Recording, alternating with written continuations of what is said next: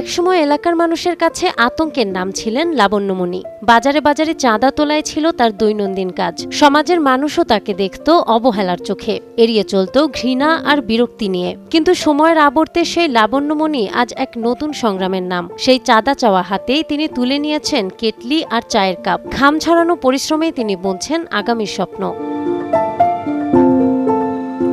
জীবনের কঠিন বাস্তবতা আর সমাজের হাজারো বাধা টপকে লাবণ্যমণি এখন একজন ক্ষুদ্র উদ্যোক্তা।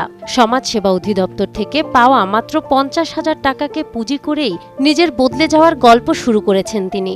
একসময় মানুষের কাছে টাকা আদায়ের জন্য যাকে পাড়া মহল্লায় দেখা যেত, সেই লাবণ্যমণি এখন রাত দিন ব্যস্ত থাকেন নিজের চায়ের দোকানে। আমার পাশ যেটা ছিল আগে মূলত কালেকশন, রাস্তাঘাটে ঘুরে কালেকশন করা, মানুষের বাসায় যাওয়া, বাচ্চা নেচানো, বিয়েতে নেচানো, এটা আমাদের কাজ। যেটা কর্ম সেটাকে করে খেতেই হবে। মানুষ তো আমরা, কারণ আমাদের তো কোনো জায়গায় কোনো কর্মস্থান নেই। আর একটা মানুষের কাছে কোনো 10 টাকা চেয়ে নেওয়া অত সহজ না। সবাই কিন্তু একভাবে টাকাটা দেয় না। কেউ দেখা যাচ্ছে ভালো কথা বলে দেয়, কেউ খারাপ কথা বলে দেয়, কেউ আছে শরীরে টাচ করে দেয়। 10 টাকা দিব, তোকে টাচ করবো, যেখানে মন চায় সেখানে করবো। কিন্তু যত কিছুই করুক ওটা আমাদেরকে মেনে নিতে হয়। আমরা পারবো না এমন কোনো কাজ নেই। আমি যদি বলি লাবণ্য, আমি শত বাধা বিপত্তি পার করে সেখানে এসেছি, আমি পারবো, আমি পেরে দেখাবো, তাহলে আমি অবশ্যই পারবো। বিপদ আমার অনেক এসেছে, অনেক আসবে, কিন্তু আমি পিছুপা হব না। তৃতীয় লিঙ্গের এই মানুষটির এমন ইতিবাচক পরিবর্তনকে সানন্দে গ্রহণ করেছেন স্থানীয়রা।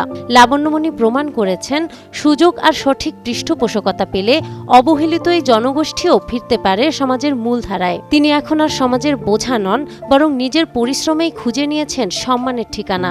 তৃতীয় লিঙ্গ হোক বা মেয়ে হোক, নিজের কর্ম করে খাওয়াটা হচ্ছে সবচাইতে বেশি উত্তম।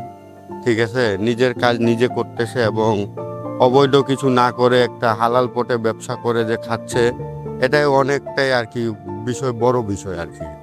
ঠিক আছে, সে আজকে এতটুক দিয়ে করে খাচ্ছে, দেখে যদি আরো 2-4জন তৃতীয় লিঙ্গের লোক শেখে, তা ওরাও আর কি এই ধরনের ব্যবসা করে খাইতে পারবে।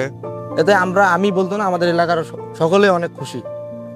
আমি মনে করি যে ওনার মতো যারা তৃতীয় লিঙ্গর যে গোষ্ঠীটা আছে, এরা যদি সবাই চিন্তা ভাবনা ওনার মতো রাখে, যেন আমিও পরিবর্তন হব, আমিও খেটে খাবো। আমি সমাজে 10 জন যেভাবে কর্ম করে খাই সেভাবে আমিও খাবো।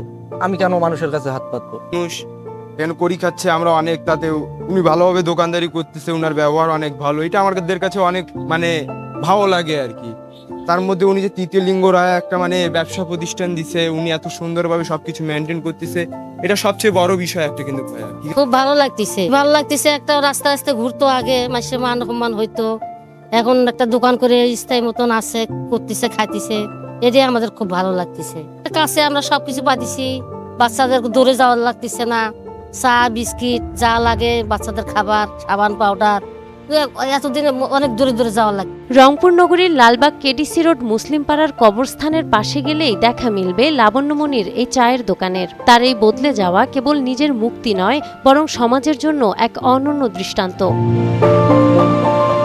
নাহার বৃষ্টি, টাইমস টুডে।